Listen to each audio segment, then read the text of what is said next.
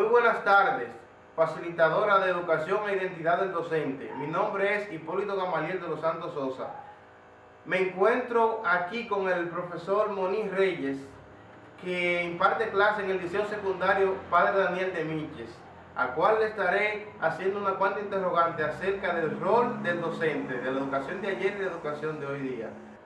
Profesor, para usted, ¿qué es la identidad del docente? Bueno, para mí la identidad del docente, yo la compararía así como por ejemplo decimos que poseemos como dominicanos, que poseemos nuestra identidad como nación libre por medio de una carta magna, una constitución que nos reconoce, nos sirve de base como un país libre y soberano. Así, el maestro debe tener su identidad, y yo diría que la identidad del maestro debe ser tener su título que lo acredite como maestro de esa disciplina. Y para usted, ¿qué me diría usted de los valores de la didáctica? Bueno, la didáctica es la ciencia de la enseñanza. La didáctica nos enseña nos guía cómo educar, cómo criar, cómo formar. Es la ciencia que educa, estudia la disciplina de la educación. ¿Y qué actitud debe tener un docente en un aula? ¿Qué no podría usted abundar de ese tema? Bueno, yo diría que esa es una pregunta que se cae casi del palo como el mango maduro. Okay. Porque es que es un refrán sí, muy jocoso de la educación. El maestro debe de comportarse como tal en todo momento y lugar, porque es un educador tanto directo como indirecto, tanto primario como secundario, porque muchas veces uno no se da cuenta que está educando y está educando aunque no esté frente a un alumnado. O sea que un profesor debe ser, un maestro debe ser un maestro en todo lugar, dentro de un plantel y fuera de un plantel. Claro que sí, porque es como el faro debe tener presencia. ¿Y qué debe tomar en cuenta un profesor para ser un profesor exitoso?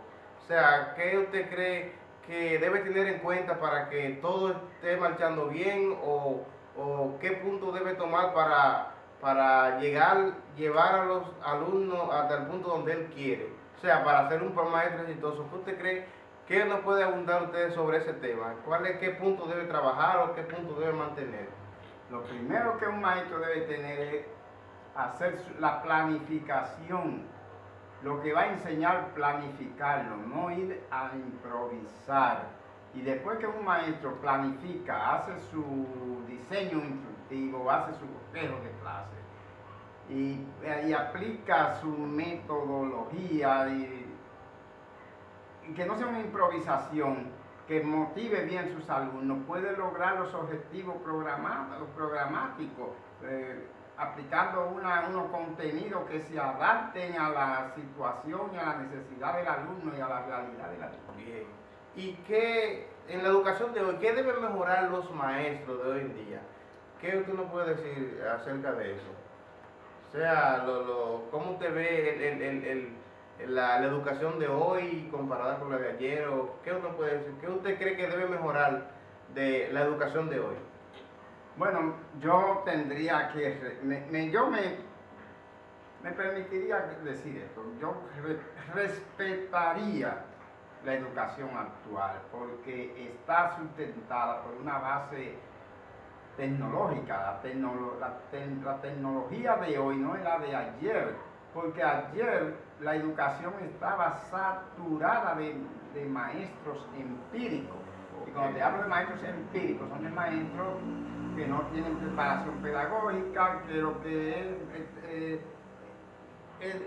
educaban en base a conocimientos que últimamente se han calificado como obsoletos, porque no había una tecnificación, y ahora la tecnificación que hay que respetarla, y si el maestro marcha al acorde de eso, sería un maestro exitoso.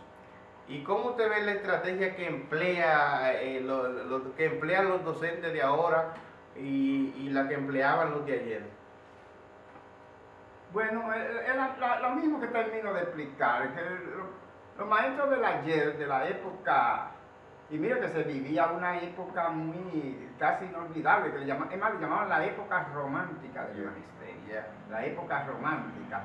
Porque el maestro sí era del ayer, era un maestro consagrado, consagrado.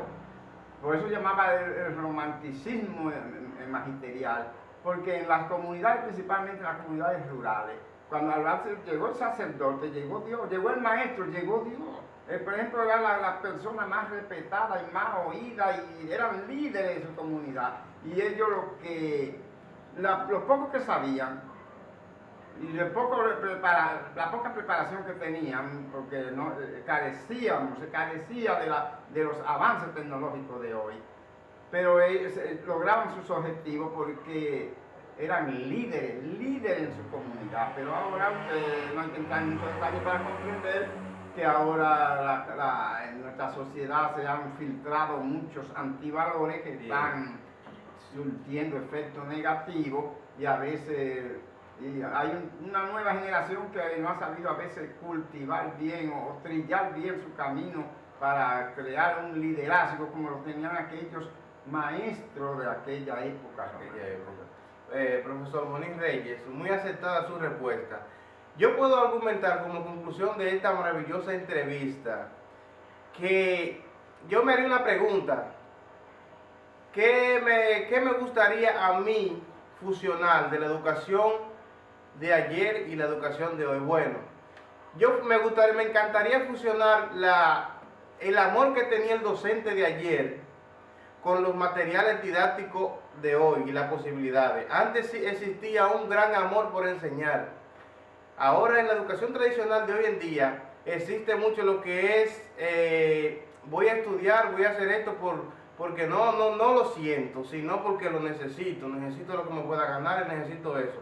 O sea, antes se estudiaba porque se nacía con el deseo de enseñar, pero había pocas facilidades, había poco material didáctico, había pocos recursos. Entonces me gustaría fusionar el amor que se sentía por enseñar de antes y el material y las facilidades para enseñar que hay ahora.